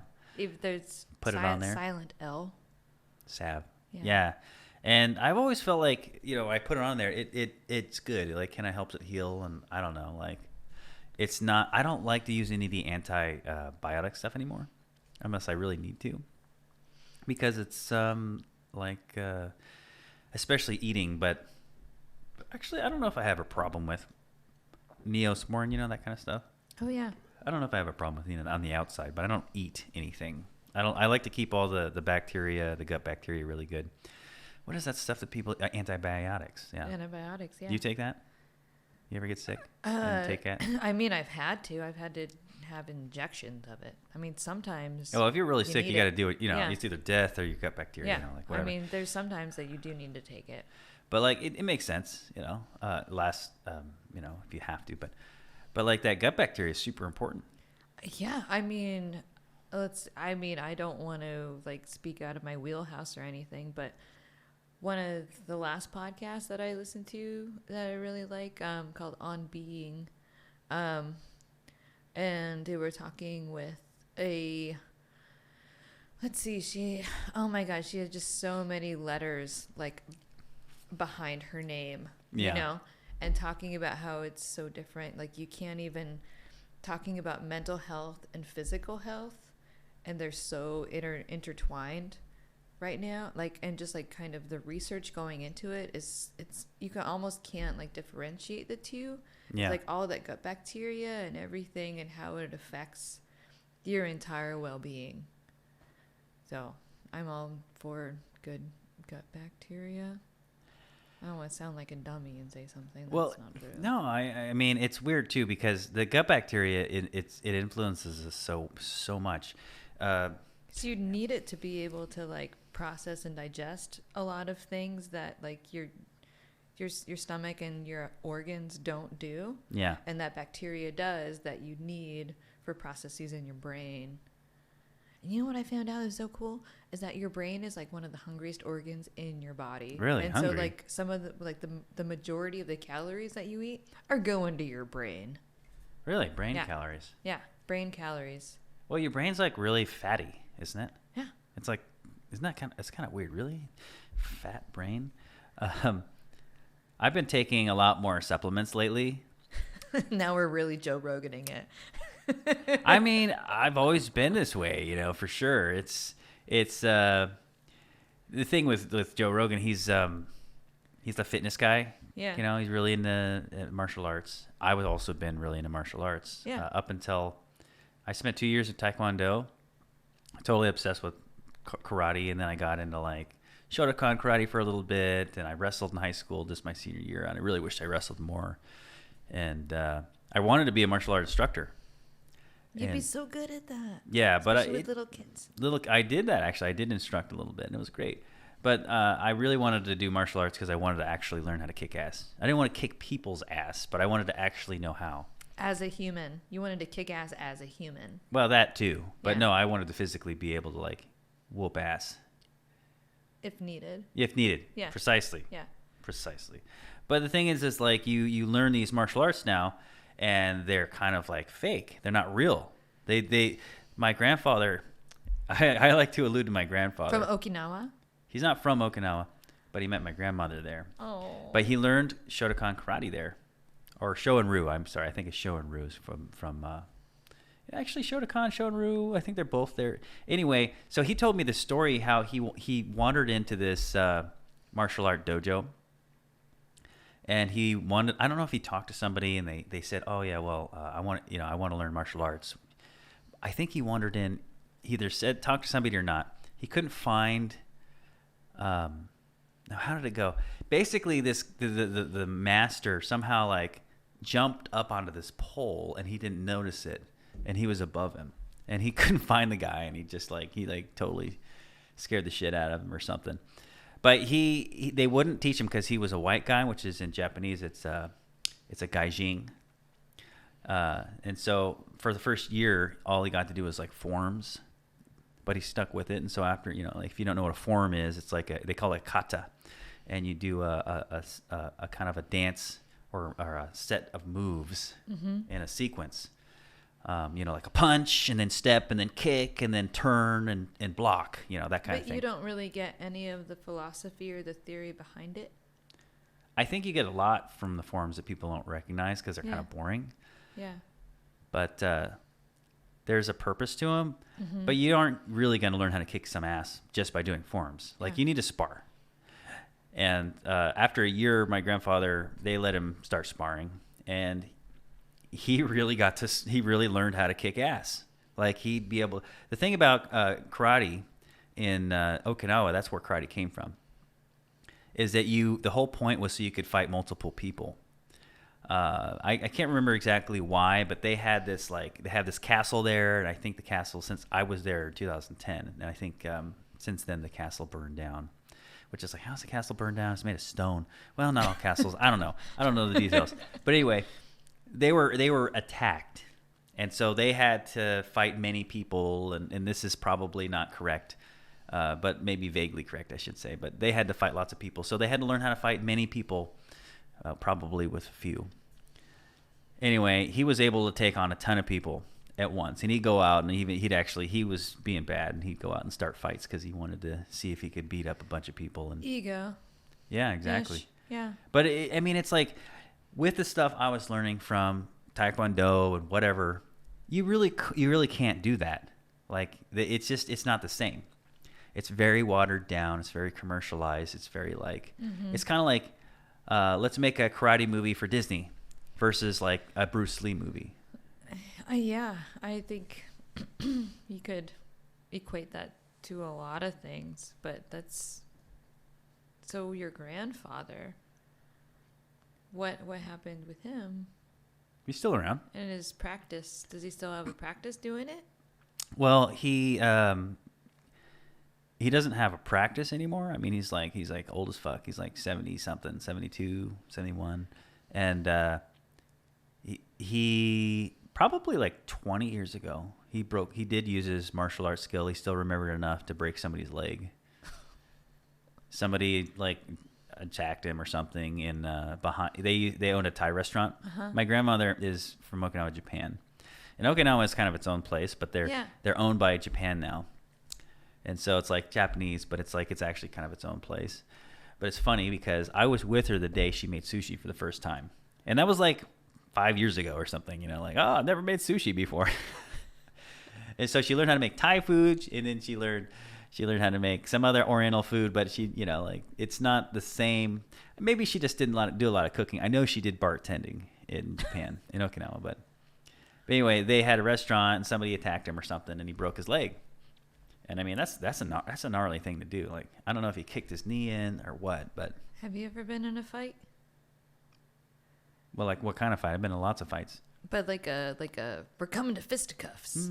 Like a fisticuff fight? Yeah, I suppose. I came home with a roommate of mine a long time ago. But no, was he a roommate? No, he wasn't a roommate. He was just a buddy. And he knew a lot of martial arts. It's in Corvallis, and we were pretty drunk. And right before we got to the house, I don't know why, he was just like, he was demanding that I don't go in the house or don't step in front of him or something. And I was like, fuck you, I'm going to do what I want. And then he fucking hit me. And I was just like, what the heck? And I was stunned. I was like, I wasn't necessarily stunned because he hit me. I mean, it hurt. But I was just like, what? What's happening? Why'd you do that? What's going on? So we like both go in the house, and then it kind of like, and then it kind of really like, it came back to me like, you hit me. And so I swung at him and I missed, and I kept swinging at him. I kept missing. Like a dream. Yeah. Until I finally hit him though, and I really hit him good. I knocked him down. And I was like, yeah. And then all of a sudden it was like, what are we doing? And then we were both like hugging, and it was like, oh, good. It was like, it was like really dumb. But like you don't, I mean, is that a fight? It's kind of a fight. I mean, I would say it's a fight, but like, I don't know. Like I've never been in a fight. I have lots of like fight dreams where you can never connect yeah, with anybody. I've broken up a lot of fights, that's good. but mostly with like dudes, like chick fights. I don't want to get in the middle of chicks a chick are fight. Chicks are the worst. I've trained Never with been chicks. into chick fights. Chicks are ruthless. Like when they Yeah. want to fight, they're crazy. I think Billy and I once sparred in his driveway, and Really? we both had to like tap out because we're like, we can't keep doing this. We're gonna kick each other's ass nice. way too much. Yeah, nice. Yeah. Fighting. It's a really cool way to get to know somebody. Yeah. Actually, to really fight somebody. I fought in a nationals tournament. We're totally Joe Roganing it right now. Just because we're talking about fighting. And supplements. We got here because we. I actually started haven't talking even about supplements. begun to get into supplements yet. Just Oh. you wait. Let's see. Have we talked for 3 hours yet? Okay, no, we're 8 o'clock. We're doing pretty good. When do We're we start? doing pretty good. 6:30. Yeah. 6:30. That's an hour and a half. I know. Oh, this was my cutoff point. All right, I'm still not done. I kind of have to be a little bit, but not too bad. Yeah, no, we're doing good. Yeah, no, I went to this nationals tournament when I was doing the Taekwondo thing, Yeah. and I think I was a green belt. Yeah, I was a green belt. I remember. Loving the earth. Yeah. Well, it's just, it was Yeah. circumstance. But yeah, I've been training a super ton. I had one of my good buddies was a black belt, so I had lots of good training partners. I had another guy was not a black belt, but he was close. And I went up and I fought a black belt, like it's the first time. And it was unusual because usually we did point sparring. And so you didn't hit each other hard. And when we got to the tournament, it was the biggest tournament I've ever been to. They called it nationals, and it felt more like a Northwest sized. Yeah. But it could have been anywhere. I mean, it was multiple days. But I got up to fight this guy. Well, no, before I fought the guy, I talked to him, and he was talking about like, oh, I'm working with the black belt factory, like we're gonna, like he was talking about getting black belts quickly, and in the black belt factory or something weird, and it just seemed kind of weird. Like I always thought black belt was something Like that's something that you have to like work really hard for, Yeah. and like, and divulge in yourself, invest in yourself in this thing, and Yeah. like, give up for like I'm gonna do this and something that I really want, and I have Yeah. to have this character to be able to get. Well, I think I don't really respect the black belts as much for a lot of these martial arts as before, but I do for jiu-jitsu. Jiu-jitsu, it is super earned. There's nothing fake about it. Like that is super. You know anything about jiu-jitsu? Yeah. So imagine laying on your back and having somebody crawl on you, and Well, I've been a massage therapist. So yeah, I mean those kind of positions, but like now they're grabbing you, and they won't let you go, and now they're trying to submit you by either getting you on your back, and getting your arm in a position where it's going to be Grappling? broken. I mean it's all grappling. It's like Yeah. wrestling, but wrestling thing is with wrestling, it's just to get them on their back. I mean I guess you can submit them, but they don't really submit. It's pretty much all just getting them on their back, and holding them down, pinning them, or getting points, I guess, if you can't. But anyway, this guy, so like I talked to him a little bit, and then we fought, and they called it full contact continuous. This is before, I mean, MMA hadn't really become a thing. There wasn't MMA back then. They didn't call it that, which is mixed martial arts. But they Yep. did have. I do believe the Ultimate Fighting Championship was a thing. It just was before it was popular. So we were doing what they call full contact continuous. So you don't stop after you hit them, and you hit hard. But we weren't allowed to knock them out, which is kind of like, how do you full contact without knocking them out? Like no contact to the head. I don't know. It doesn't make any sense. So we're fighting, and man, I was doing really good against this guy, but he kept running away. He kept running away from me, and I had really good kicks. Taekwondo knows all about those kicks, and I think I overextended my ankle. If you ever kicked a soccer ball and accidentally kicked the ground, and then your ankle's all fucked up for a while, Well, yeah, I did that, but it didn't affect me in that fight. And so we're fighting, and at one point he comes up and he nails me right between the eyes, and I see stars. And then he backs back out, and man, I'm getting a little blurry. I'm getting a little blurry, and then the round ends. Oh, that was a good time for the round to end. And anyway, I can't remember how the rest of it went. I ended up winning by points because you can't win by knockout. But like he was just fighting too conservatively. I was really aggressive, and he wasn't. And I had the moves and the skills. We're scrappy. You're like smaller, scrappy people. Do you think that that's a thing? Who? Me? Yeah. Scrappy? Oh, Yeah. We were probably pretty similar stature. Yeah. But then after that, I fought an orange belt who I thought was much better than the black belt guy. And I think the black belt guy was just scared of losing to a lesser belt, is what I think. And wasn't fighting confidently. But I had good training partners. But the orange belt lost to me because he had previously had bronchitis. I hit him in the chest. Oh. It's like, what are you doing, man? And then I had to call the fight. And I only fought 2 people, and it's like, oh, you won the nationals. It's like it didn't really feel like it. Seemed kind of cheesy, but did you get a trophy? Oh, I got a plaque that I left at the dojo. To this day, I'm like, should I go get that? Like, would they even give it to me? It's mine. Just leave it at the dojo. It's still there. Yeah.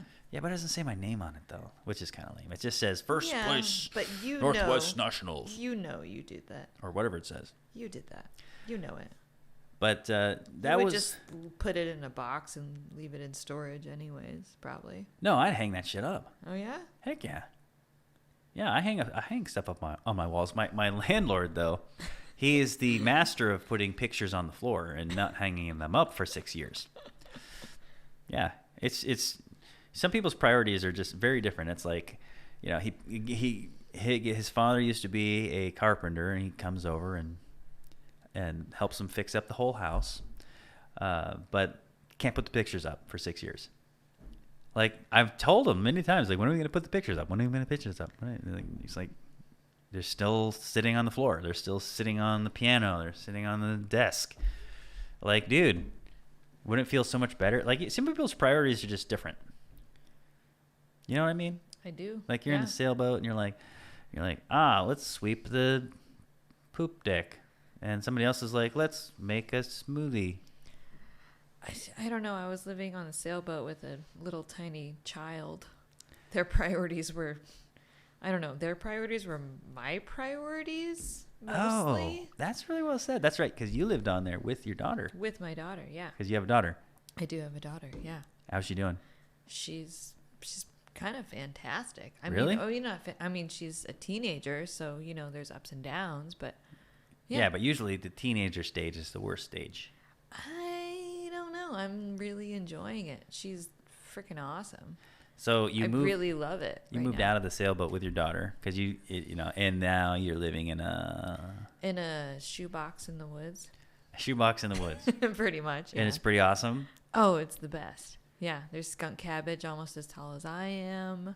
Whoa. Isn't it all like a bunch of old growth around you? Old growth, yeah. Hiking trails. There's deer. Like, I went on a little trip, came back, and there was deer like grazing in my yard. That sounds really cool. Can Liz and I? Is there enough room for like Liz and I to come and camp out somewhere? Well, I'm gonna be leaving, and if you come out and see where I live, and I can show you the lay of the land, and you can come and camp anytime you want, maybe. Oh, when you're gone? Yeah. When you're in Alaska? Yeah. I'll be totally down. Well, you got to come out before. Can a dog come? Yep, dogs can come. I mean, like a mellow dog. Like, yeah, she's got a yellow lab that used to be a bird dog. Mellow dog, and so the dogs have been like scaring off the deer, but it's okay. Dope. Once in a while. Yeah. It's pretty good. Dope. They're pretty good. So, let's see here. Man, we've gone through a lot of stuff. I know. We should not talk about supplements, but we should do. I did actually want to talk about that. Okay. We can talk about that. We're going to do one more round of Truth Dare, Double Dare, Promise or Repeat. Let's do that. Okay. Before we go. I guess it's my turn now. Yep. Truth Dare, Double Dare, Promise or Repeat. Dare. I dare you to sing the national anthem. No. I win. He wins. Oh, okay. He wins. Sweet. I'll sing anything else. Well, that was the dare. Okay. I actually didn't think that was going to stop you. I thought you were going to do it. I don't know if I remember it. I don't know. It's like, go say, can you see? I made my own version of that. You want to hear it? It's pretty silly. Okay, I'll try and sing along with that. No, I don't have to sing it. Okay, I will. It's like, oh, say, can you pee? By the toilet you see, with broad wipes and soap bars. And that's all I can remember. Wait, and soap bars. I can't remember. I think I just hummed the rest. But, I was really bored at my dad's house, and I was just squeaking. like, it was all about like being in the bathroom for some reason. Well, we were talking about that too. No, but it does match what we're pooping. But it wasn't. I think I might have come up with more. When you're just bored, you just most random stuff. Yes. Truth dare, double dare, promise or repeat. Oh my god, I better check and make sure people aren't complaining. We can't hear you. No, everybody, it seems good. Truth dare, double dare, promise. You lost. You can't go back to me now. Oh yeah, we are so live. Hour 41 minutes. Man, we're kicking some. Oh, we got 2 comments. Surfs up, great beer, great conversation. Oh, hello from Celeste. Yes, Celeste. Jason McQuain. How do you spell it? I don't know. Elizabeth Marie is watching. I really like word games. Do you want to end on a word game or something? Oh, that's Mike Franklin, by the way. Surfs up, brah. Word game. Word Okay, game. end on a word game. Hold on, before we do that. Keep us busy for 2 minutes. You have to pee? No. Actually, I do, but I can hold off. Okay. All right. Tell us the craziest thing you ever saw while you were sailing. Okay, so I wasn't sailing. I was on a motor vessel in Alaska, and I was asleep in my bed, and the captain comes down. Hey, you gotta see this. Come up on deck. You gotta see this. And so me and my bunkmate, Molly, we go up into the wheelhouse, and we look down, and it is very dark. And when it is very dark, in some places in the water, there's bioluminescence. And so this is plankton that has this... I'm not going to explain the chemical property that it has, but they glow. And there was a school of salmon that was being chased under the boat by seals. And you could see all of the salmon being chased under the water, under the boat, by all of these seals. It was incredible. That was one of the craziest things that I've ever seen. Casey's doing something, and that was just a filler. I'm sorry, it's kind of boring. But... amazing. Bioluminescence. I did if you've what I was never gonna seen do. it, check it out. I actually have. I've seen the bioluminescence. Yeah, it's amazing. Um, Pissed off plankton. It was at night in the waves. It was at night while we were anchored. That was an amazing night. Yeah, the ocean is so rad. I actually have a little submarine, and I've really been wanting to explore the ocean. I remember when you got it, you were very excited. Oh, still excited. But the thing is with the ocean, the currents are so strong. Your little tiny submarine just can't hold up. You have to come out there at slack tide, and and the swell has to be really small, because right now it's like 3 or 4 foot or 5 foot. Yeah. So around there. It's too big. You need it to be like 1, 2 or less, like preferably flat. And then you can... I actually went out with Ralph Meyer to the North Jetty. We went fishing with him and his buddy. And then they were going to take me to the... They did take me. They took me to where the Blue Magpie sank, and I tried to put the sub in. It's the only time I tried to go in the ocean. And it was like 3 or 4 foot swell. And holy shit, there was so much swell, I couldn't handle it. Like, the boat had to keep moving, and I was scared out of my mind that the propeller was going to chop up the tether for the sub. And then thankfully his other buddy was there, and he started helping. But I couldn't even get the sub to go down. I couldn't even tell what it was doing. Like there was just so much motion, and it's like 3 or 4 foot of swell. That's it. It's not 10. And it was, the jetty was sloshing, and he had to keep moving the boat and circling around. There's no way that I was going to get down to that shipwreck. All right. And so we need it to be basically flat. For the Blue Magpie. Yeah, well, it's an oil tanker that crashed on the North Jetty in Newport in the 1970s. You should talk about shipwrecks every podcast. I should talk about gnomes every podcast. Piss off my girlfriend. All right, so should we end on David the Gnome? David the Gnome. What is that? David the Gnome. You don't know David the Gnome? Oh, I've heard of David the Gnome. I mean, it was. I know I'm a little older story? than you, but it was a show on Nickelodeon, and David the Gnome. We would open up the show every time with like a hard-boiled egg, in like one of those little hard-boiled egg things. Yeah. Like a little container. You would crack it open, and Yeah. then he would have his gnome adventures. It was very wholesome. I didn't crack show. no eggs. You haven't cracked any eggs lately? No, my girlfriend's been pickling them. Oh, they're so good. Delicious. Oh, for sure. Yeah. Yeah, super good. Yeah, Maybe what we can do is we'll bring That you some. explains the stench. Wait, are you busy this weekend, Memorial Day? No. Maybe we should come out and say hello. That could be a fun little shindig. Ooh, I would like that. Yeah. We can have a fire. Yes. Do you like oysters? Can we camp out? Do you like oysters? Yes. Okay, I do like to. Seafood is the best. Okay. Have you ever night crabbed? Yes, I have. It's like one of the most fun things I've ever done. Yeah. Do you know Big Luke? Of course. I went with him. We night crabbed together. Of course, it's Big Luke. It's the funnest. Crab it. Like, screw throwing a trap in there and like waiting for him. Like, let's go out and get him. That's the thing about night crabbing. It's so fun. Okay, what was this game thing you were what is it? I don't know. I didn't really have any ideas. Just like kind of like a word game or just something silly to end on. You're the moderator. I mean, usually I got a helper, so like now I got to close off the thing too. So, I mean, usually when we're done, we can just. Ooh, okay.